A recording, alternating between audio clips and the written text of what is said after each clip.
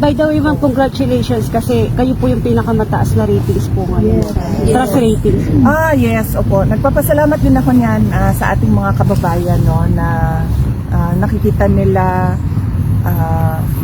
yung trabaho ko bilang Vice President at trabaho ng mga kasamahan ko sa Office of the Vice President at malaki ang kanilang tiwala sa kakayahan namin at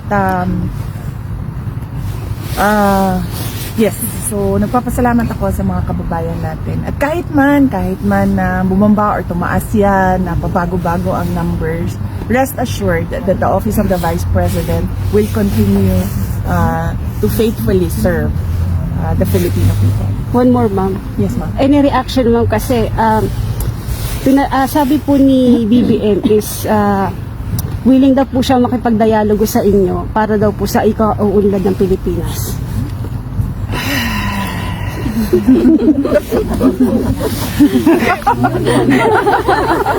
Orat to.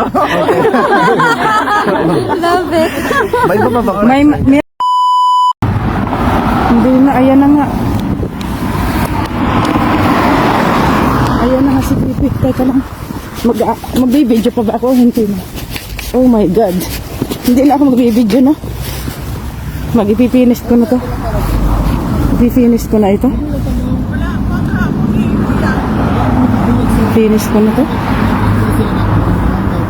Okay, ano sa pulis na? Ay, ano mo na lang, ikat mo na lang, ha? How are you today, ma'am? I'm okay. How's our day today? Sorry.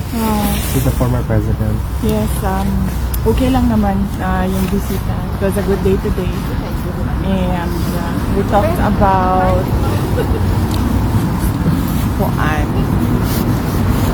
the unconstitutionality of the transfer of the PhilHealth funds, no, 60 billion of it, and it was,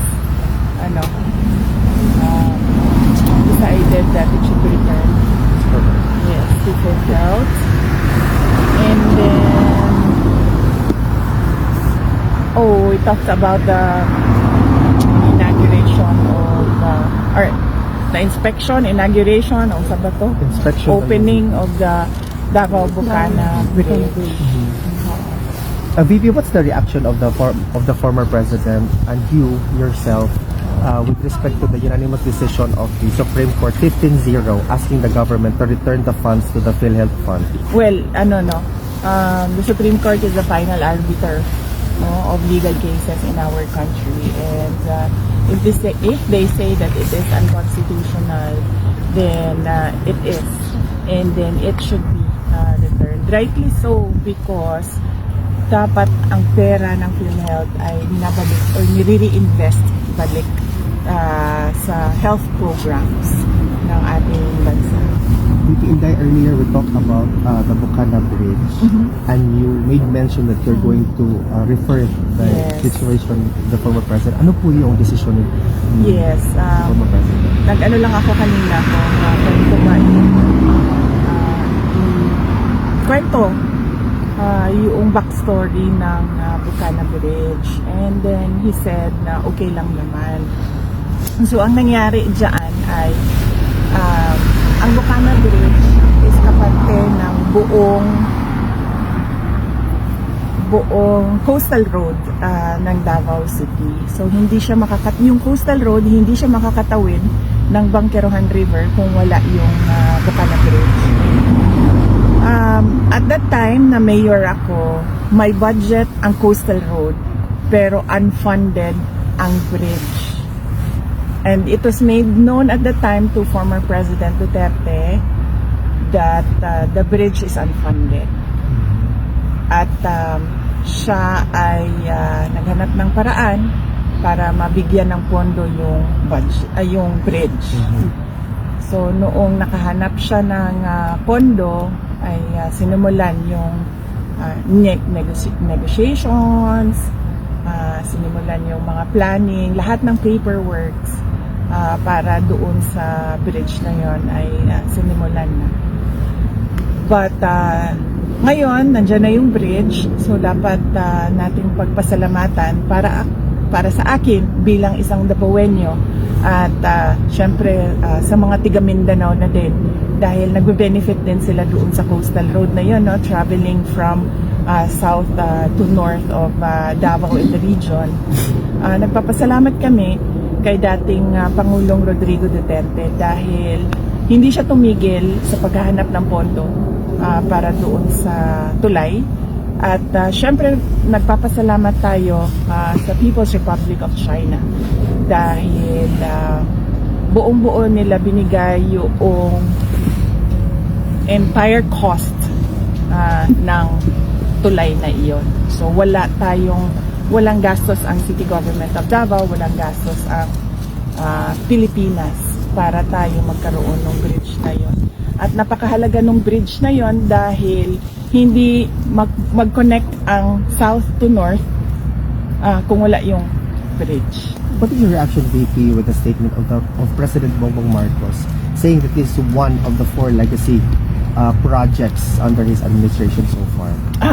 Basta sa akin, yun na lang. Bilang Dabawenyo at bilang Mindanaon, nagpapasalamat ako kay dating Pangulong Rodrigo Duterte dahil ang totoo talaga niyan, alam niya at the time yung problema ko bilang mayor. Now, may coastal road, may budget ang coastal road, pero wala kaming budget para sa tulay. At and yes, as I said, yung source of fund, ang People's Republic of China, sila yung pinagpapasalamatan ko. VP Inday, on a different matter, today the determination of the medical records with respect to the competency of the former president will be submitted. Was the submission done already or? Wala akong, hindi ko alam no kung nasubmit na ba yung medical records. Ang pinaka siguro tamang tao na sumagot kung ano yung nangyayari sa kaso ay si Attorney Nicholas Kaufman. VP, is there something that the former president wishes to relay or perhaps you want to relay to the Filipino people now na malapit na po ang Pasko? Malungkot ang Pasko natin dahil hindi natin gusto ang mga nangyayari sa ating bansa, lalong-lalo na yung mga iskandalo sa korupsyon at yung pag-aabuso sa posisyon at mga opisina ng gobyerno. Pero kailangan natin maging matatag. As Filipinos, we are known to be resilient. Kaya kailangan natin itawid itong Pasko na ito na merong pag-asa sa ating mga puso.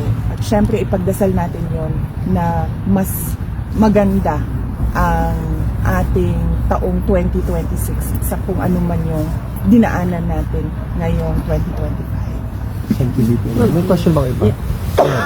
Pwede. Ma'am, pwede, may mga bali-balita po kasi na yung ibang media po is pinalalabas po nila na overpriced daw po yung nabili ng OBP na CCTV.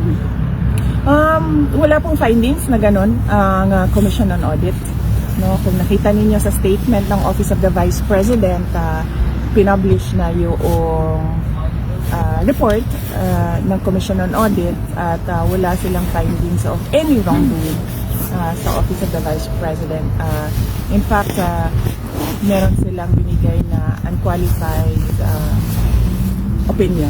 Congratulations, ma'am. Doon sa opisina ng Office of the Vice President. At kailangan ko pasalamatan doon yung mga kasamahan ko sa Office of the Vice President kasi sila talaga yung kulang yung muka. Isa lang naman. Ng opisina.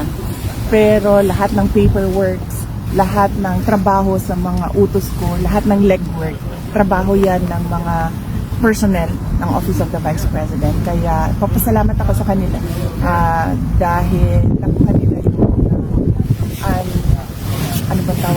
unqualified opinion. And by the way, ma'am, congratulations kasi kayo po yung pinakamataas na ratings po ngayon. Trust ratings. Yes, opo. Nagpapasalamat din ako niyan sa ating mga kababayan no, na nakikita nila yung trabaho ko bilang Vice President at trabaho ng mga kasamahan ko sa Office of the Vice President at malaki ang kanilang tiwala sa kakayahan namin at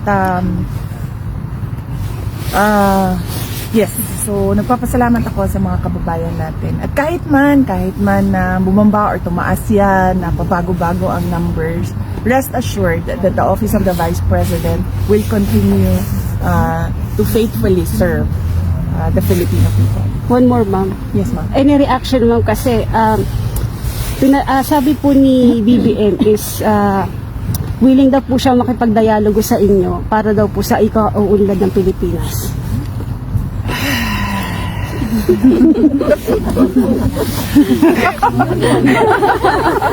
Orat to. Love it. May iba pa ba? Meron pa. Sige, go ahead. Ma'am, ano pong masasabi nyo kay Sandro Marcos na siya itinaguri ang pork barrel king? Yes. Dahil Wala akong wala pa sa akin yung mga dokumento man, no? At hindi ko pa na-review yung mga dokumento. So, hindi muna ako mag-comment sa ganyan. Pero ang pwede ko pong i-comment ay madami talagang mga insertions ang iba't ibang mga congressman. Kasama na si Congressman Sandro Marcos. At nakikita natin sa papel yun. Hindi siya chismis, hindi siya yung gawa-gawa lamang. Kasi nakikita talaga siya sa mga documents, yung mga insertions ng project. thank you, ma'am. VP, just one last question. Are you prepared for a possible impeachment complaint filed next year? Yes, we're about to release a statement about the impeachment, no? So, lalabas namin yun sa Monday. Kinatapos lang namin. Ngayon, meron lang ako mga edits and amendments doon. So, para may balita ka naman sa Monday, ang dami mo naman. Babay na. Are you okay for a photo op? Yeah, individual na lang. Individual. Thank you, ma'am. Dito tayo mag-start. Individual? Dito tayo mag-start, ma'am. Diretso tayo.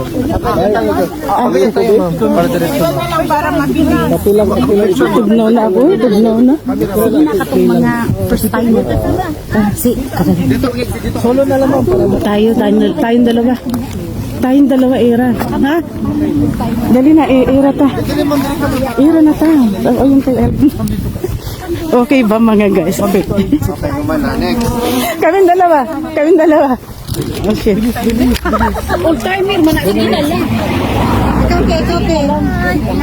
Thanks. Sorry.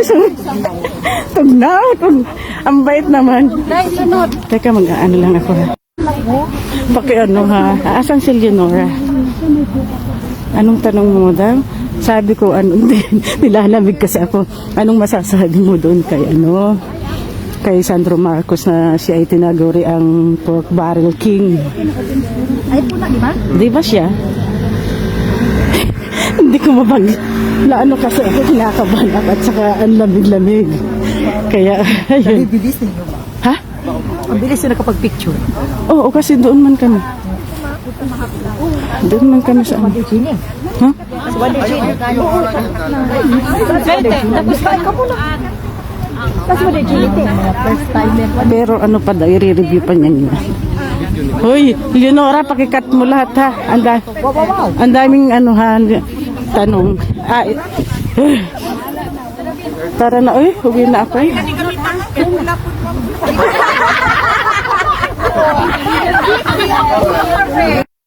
Okay lang kayo? Okay lang.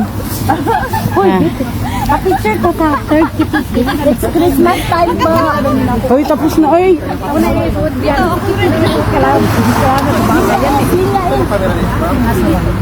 Ha?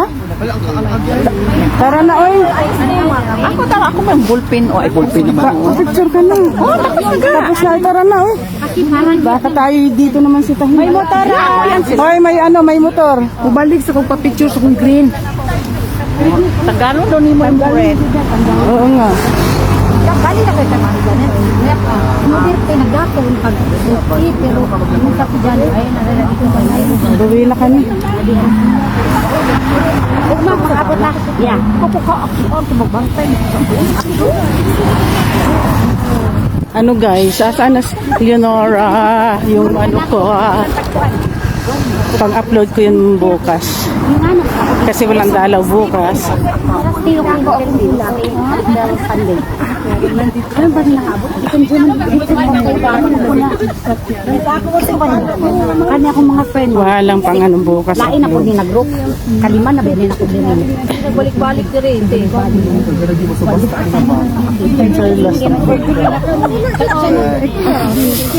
na ko sa police ganina. Dili. Ay kasaban di mo dia farad week na. May tara na, oy. Guwapa kami. Guwapa ka. Kami juga ba? Ang gwapa. Tara na. Eh, lamig na.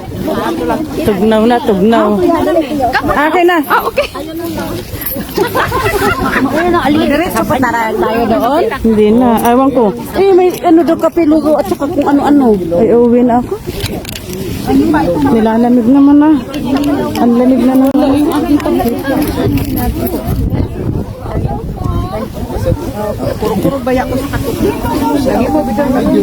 Wala na. Nakakain na kami ng lugaw. Kasi nakakain ng lugaw. Doon kay Wonder Genie. Tapos,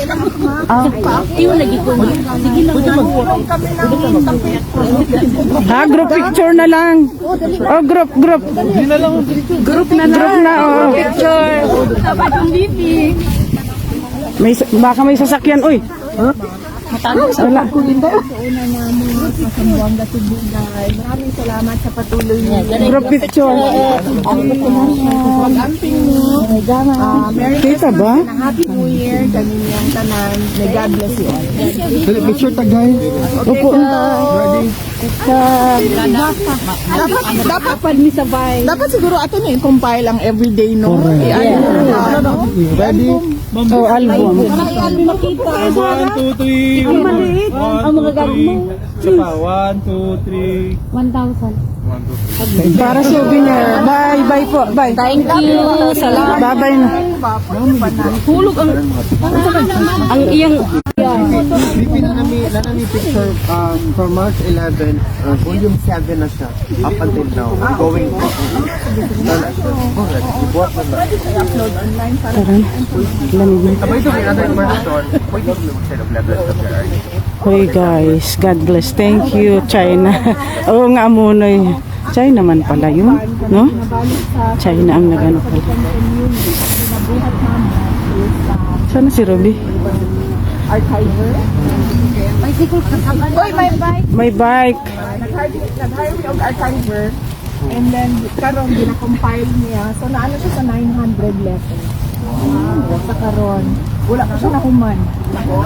Yes. And then, ang buhaton namo is i-upload ko namo para makita sa mga tao nga nadawat ang ilahang letter. And then, makuan po Ay, ladit. document siya so that Another give you another BP, hi sa everyone. Wala ko dito Kita salamat. kayo. Kaya po ito. wow, igat kayong lahat.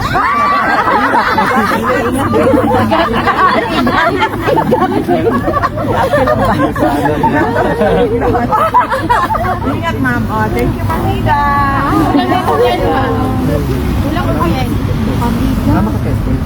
Oo, magpa-physical therapy ko kay nag-cramps. Sa na. Dapat ang sanda.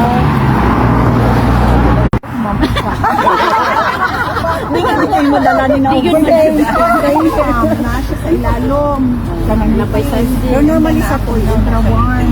Ano na ako dito sa baboy.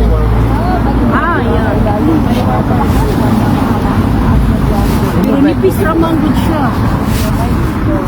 Ako kung bago pa ko yan.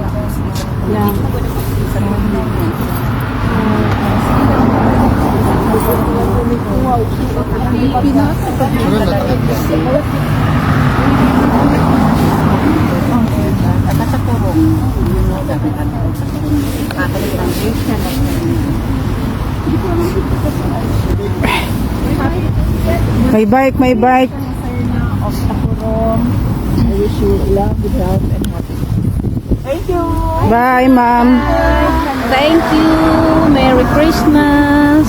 Oops, may bike. Bye-bye po. Tara na. Salamat. Ingat dito. So actually, mama-oran ba? Okay lang, mama. Ay, yung ano ko pala. Ano daw? Yung bag. Hoy, yung bag ko pala, uy. Saan na, yung bag. Andun man sa likod, di ba? Hindi kaya mo yan. Abre. Andun yung auto mo sa salamat ang. Ah. Happy birthday.